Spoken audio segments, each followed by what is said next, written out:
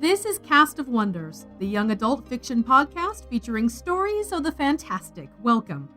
Episode 162 for April 5th, 2015. Happy Easter to those of you who celebrate, and happy soon there will be a lot of sales on chocolate weekend to those of you who don't. Spring. There's something about longer days and warmer temperatures that I find very motivating. To celebrate the changing of the seasons, we present Sister Winter by Jenny Moody, which was originally printed in The Colored Lens, issue 12, in the summer of 2014. Jenny Moody is a graduate of the MFA program at the University of Alaska Fairbanks and the Clarion West Writers Workshop. Her stories have been published in Booth, Gingerbread House, and Mason's Road.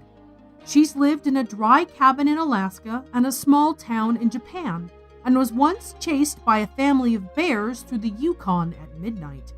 She collects stamps, inked, not licked, and writes in Huntsville, Alabama. Her flash fiction story, How to Break Up with Your Zombie Boyfriend, will be published in an upcoming issue of Strangelette. There are a couple of places you can find out more about Jenny's work. Her website, jennymoody.com, her Twitter feed, Moody Jenny, and that's Jenny with an I, and her Pinterest board, where she posts story ideas. Your narrator for the piece is Melissa Bouguet. You may remember her from episode 124 last year, Old People Rules by Holly Schofield. Melissa is the proud mom of a now 9-year-old boy and 7-year-old girl. She's a special educator in her 16th year of teaching. Mel has taught all grade levels, from preschool to grade 5 in both general and special education. This past year, however, she left the world of elementary school to teach special education in a high school conceptual physics and chemistry class. She survived her first year of being the shortest person in the classroom and was enthusiastic to get back to teaching velocity, gravity, and atoms for the 2014-15 school year. In her free time, she co-produces an excellent children's story podcast with her techie husband called Nightlight Stories, and writes a blog about the silly antics of her family called According to Mags. We'll put links to both of those in the show notes for you. And now, we've a tale to tell.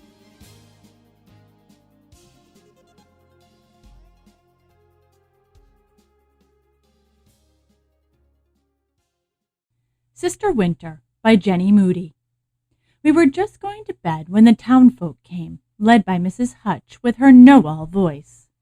I climbed up the cabin ladder to the loft, careful to curl my toes over the rough beams of wood.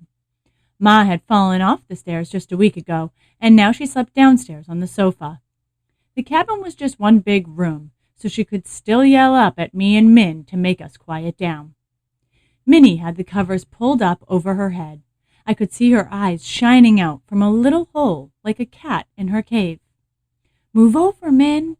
I swung my legs under the covers. She scooted back, and I pressed my feet against her thighs. Minnie wrapped her hands around my feet. Their warmth prickled. So cold. The underside of the covers twinkled with little points of light. Minnie touched her finger to the sheet. When she pulled it back, there was a warm red star there. She made 2 rectangles, a star in each corner of the boxes. An arc of stars led from the bottom of one rectangle to the center of the other, my feet in Minnie's hands. The 2 sisters. Minnie pulled her hand away from the sheet, and I stared at our constellation. I wished I'd be able to see it when we were outside, but we were all earthbound for now. There was a knock on the door. I could hear voices outside. A few shouts. I felt Minnie's nose on my head, the warm air from her lungs.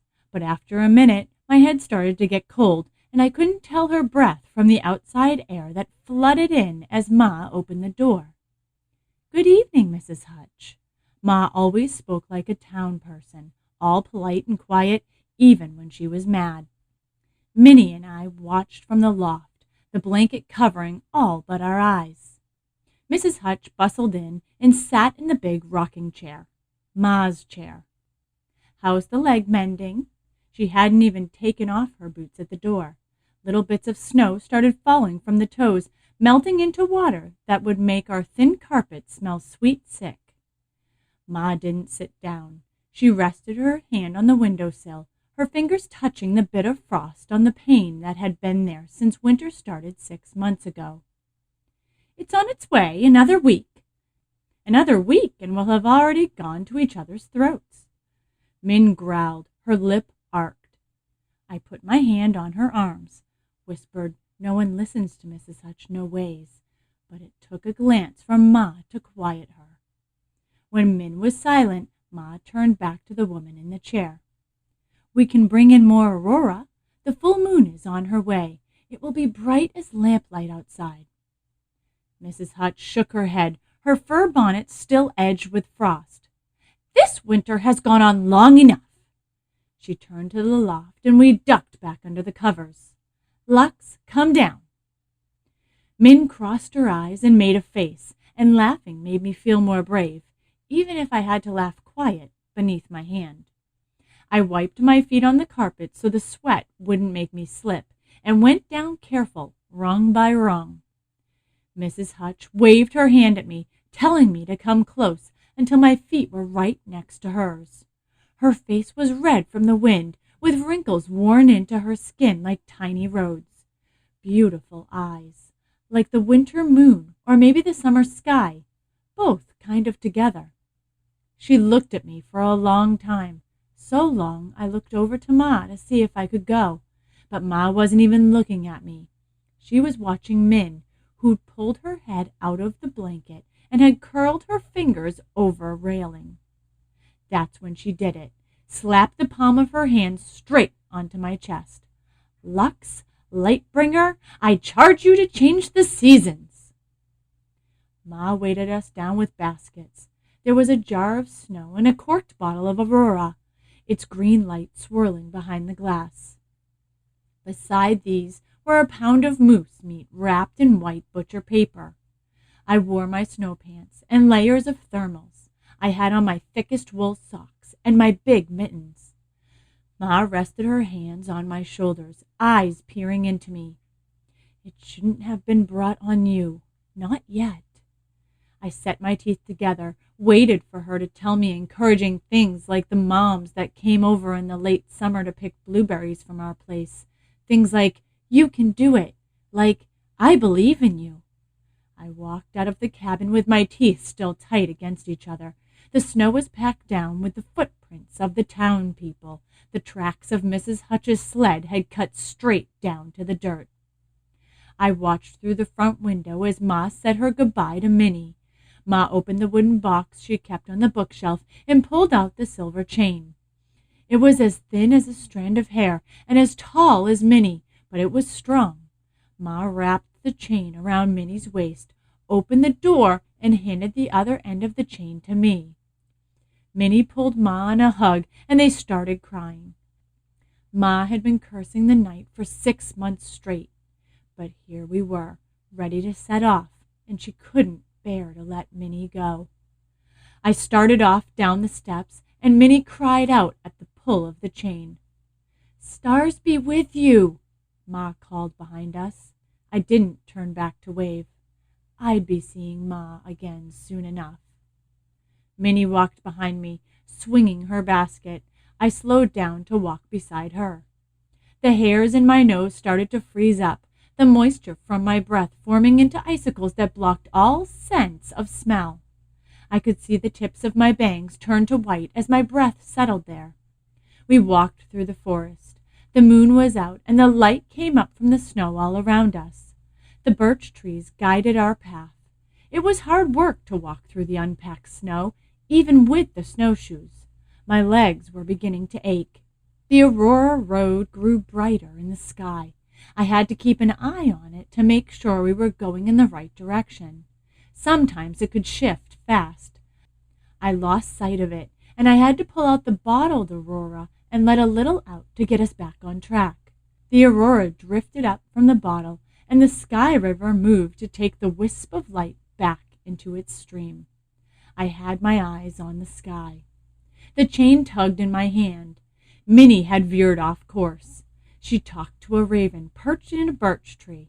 I couldn't parse their squawks, but I listened for a second. I thought I could hear a story in the raven's sounds. I closed my eyes and thought of ravens far up north. They spied on polar bear hunting for seals, pouncing and pushing his paws through the ice. I shook my head of daydreams. The sound of skin on fabric filled my ears when I twisted my head in my hood. I couldn't speak to ravens. Minnie, we need to keep going. She kept talking to the raven as if she hadn't heard me. Min? The raven flew off, up toward the circle. Let's go, little sister, Min said. We crossed miles in moments. When my right foot touched the top of the snow, we were in an open field of short, scraggly trees. When my left foot hit, we were in birch forest, the ground sloping up in front of us.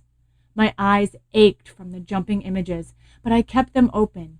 I watched the aurora to make sure we stayed on the right path. Minnie wouldn't talk to me anymore. She kept tugging at the chain when she thought I wasn't looking, but I held on. I needed to prove to Ma that I could do this right. The cabin at the circle was smaller than ours. The door was open, and I could see the soft orange glow of a lantern inside. There were quilts and books piled up in the corner. A sketch pad with a blank sheet was on the easel, waiting for Min. Lily sat out front, her pink dress spread around her. She had her fingers on the soil, coaxing up flowers. Around her wrist a gold bracelet dug into her skin, its chain tied to an iron plate in the ground. Deep lines from Lily's movement cut the snow, spoked out like a clock. Lily's basket lay on the ground beside her. A sprig of fireweed shot out over the handle. Something moved inside. A sandhill crane. Minnie hung back from the circle, holding her basket with both hands. Lily brought up a flower, humming softly to herself. The petals wrapped around her finger, and when she pulled her finger away, the flower opened its yellowy center. You have to be careful with people who have been in the bush all winter. Sometimes they talk to themselves out there, and they don't realize they bring that voice with them back to town. Lily was always all right by the time she came back to Ma's cabin, but then again, Ma had been there for the trip back. Lily stood up and shook the snow off her dress. Lux! Lily held out her arms, and I walked up and hugged her. She was warm. The ice in my nose melted a bit, and I could smell fresh earth and grass. Lily pushed her hand under my hood and stroked my hair. Her warm fingers pushed the worries of winter out of my head for a moment, but then it was too much, and I was sunsick, all headachy and wanting to hide. Where's Ma? I scooped a bit of snow and rubbed it on my forehead. She broke her leg on the ladder. Lily laughed, all light and airy. I'll get her healed up quick. Her eyes rested on Min. I kept hold of the silver chain as Minnie took a step back. Lily held out her hand to me, the one with the gold chain on it. I've got to get Minnie settled first. I held the chain tight in my mitted fist, my thumb pressed down against the silver cord. Lily nodded. Of course, Lux. You'll do just fine. She was always so horribly positive. There was a squawk at the edge of the clearing. I looked over and saw Minnie holding a raven in her arms, cradled like a cat. She'd called down the raven from the treetops. The bird cawed at me, and I stepped up to them. Time to switch over, Min. Can't we go back just a little bit? Mrs. Hutch can't blame us if we tell her we got lost. It's your first time, after all. We'll just tell her you made a wrong turn. The raven stuck his long black beak into Minnie's cupped hand and pulled out a red frozen berry. He held it clamped there in his beak like a treasure.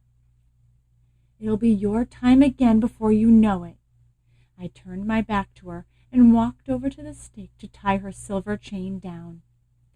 I had threaded it through the eye and was just about to close the ends in a knot when I felt a small, hard thump on my back. I pulled my hand out of my mitten and reached to feel my back. They came back, stained with berry juice. The raven flew at me. I fell forward, the snow muffling my cry. It packed against my eyes and went into my nose. I pushed myself up, sputtering for air. The raven was still on me, his wings out, batting against the sides of my head. Squaw, squaw, squaw! My mittens were slashed where the chain had pulled against it. I'd let go. I jerked my elbow back and hit the raven's wings. He jabbed at my face and cut my skin open beneath my ear. I cocked my arm and pushed my elbow back again, hitting the bird in the head. He fell into the snow, rocking his body to try to turn over. Minnie was gone. The woods around the circle were all winter. My face stung where the raven had pecked it. I couldn't help it. I started to cry. Poor baby. Lily's voice was soft, but there was heat beneath the words. Her skin turned light blue. The grass singed beneath her. She hummed a mock lullaby underneath her breath, punching at the staccato notes. My heart was all heavy, and I wanted to sit there and cry a bit more. I pushed myself up and looked at Lily. Which way? Lily pointed to a tree that was covered in ice. I took off into the snow, wiping my tears from my face as I ran. My heart beat fast. The air was colder down this way. I reckoned it was getting close to 50 below. The air hurt in my throat, and my lungs weren't ready. My hand stung with cold where the mitten had been sliced open. Minnie! The snow pulled my voice down into it, made it softer. The clearing fell farther and farther behind me. I looked over my shoulder and saw the small shape of the cabin in between the trees. The sound of Lily's humming disappeared into the silence of the woods until all I could hear was my own breathing, my own feet crunching into the snow, and the wind whipping all around me, trying to push me back. I stopped in the forest to get my breath right. I bent over, my mittens on my knees, coughing, forcing air down in me. Small sounds of the deep forest, the soft thump of snow falling off of a branch. A twig snapped. My body tensed. I turned my head slowly. It was a moose. She bit frozen rose hips from the bushes. The tiny branches leaned as she pulled at them, and then snapped back as her teeth clamped down. The moose had a little beard on her chin. She looked down at me as she chewed. Everyone was always older, always taller than me, even this moose.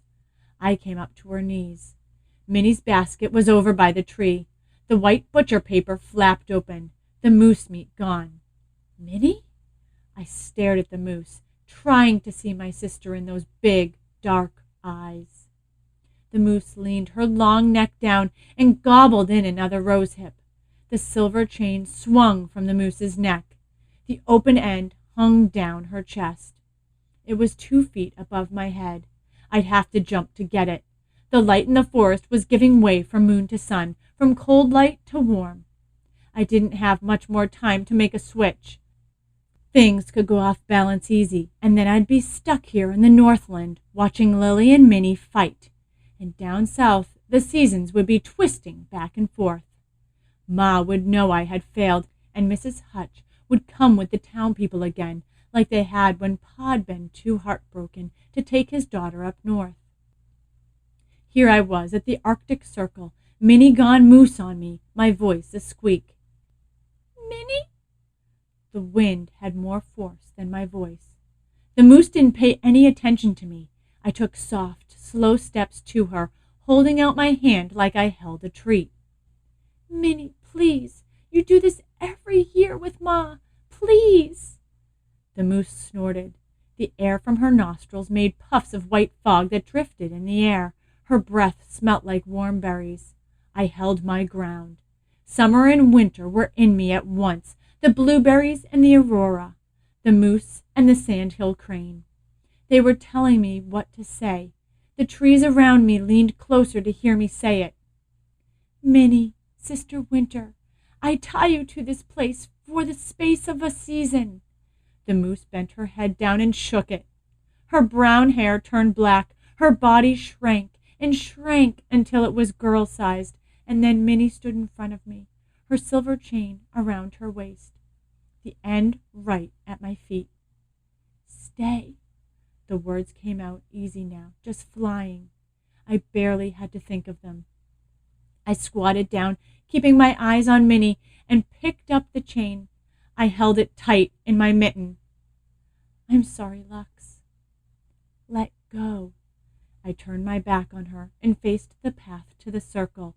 She didn't move at first. Then she picked up her basket and wrapped the moose meat back in its package. The chain tightened, then slacked in my hand. She walked beside me, back to the clearing. I kept my eyes straight ahead. After a while, the air felt less cold, and I didn't have to work so hard to breathe in and out. I wanted to reach out and take Minnie's hand, but something in me held back. Lily had cooled down. She had been growing flowers out of the ground and then plucking them, weaving them into a garland across the top of her head. She flashed her bright smile at us as we walked up. Quiet for a bit, I commanded in my new voice. Lily's smile twitched and she brought her lips together. I tied Minnie's silver chain to the stake, tied it with the knot I'd learned out of a book, and practiced with one of my hair ribbons. I tested the strength of it. It would hold. Minnie sat on the ground in front of the cabin, her eyes down. Lily stood and twirled around to make her dress lift up, her hand still chained to the stake. She lifted her arm above as she twirled, like a piece of ribbon at a spring festival. She was going to be a pain to take back south. I knelt in front of Minnie and took my glove off, pushed my hand into her hair. I'm sorry, Min. I put my head on her chest. She circled her arm around me, pulling me into her lap. You've got a good voice. She kissed my forehead. I felt little bits of ice grow up where her lips touched my skin. I wanted to cry, but I was afraid I'd lose my voice if I did. Lily kept twirling around, ignoring us. I'll be back for you, Min. Summer never lasts as long as you think. She gave me a squeeze. Better go. I kissed her cheek and then stood up. Ma had tied Lily's chain in a simple bow around the stake half a year ago. I pulled one ear of the bow and it came loose into my hands. The warmth of the gold chain came through my mittens and made my fingers sweat. Time to go, Lil. She did another spin, this time bending down to pick up her basket.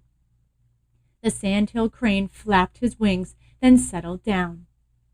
Have a good summer, sister, Lily called over her shoulder. I tugged at Lily's chain, my voice strong enough. Enough of that. We walked back south to our village. Lily pulled up bits of color from the earth as we walked together. The bark of the birch trees felt warmer. Snow melted off of tree branches and fell into the snow, making tiny, deep circles. Lily was singing and twirling. I imagined Ma back at the cabin, happy to see her. Mrs. Hutch and the townspeople would leave gifts on our front porch for weeks, hug Lily whenever they met her out in town. But I was already missing the winter.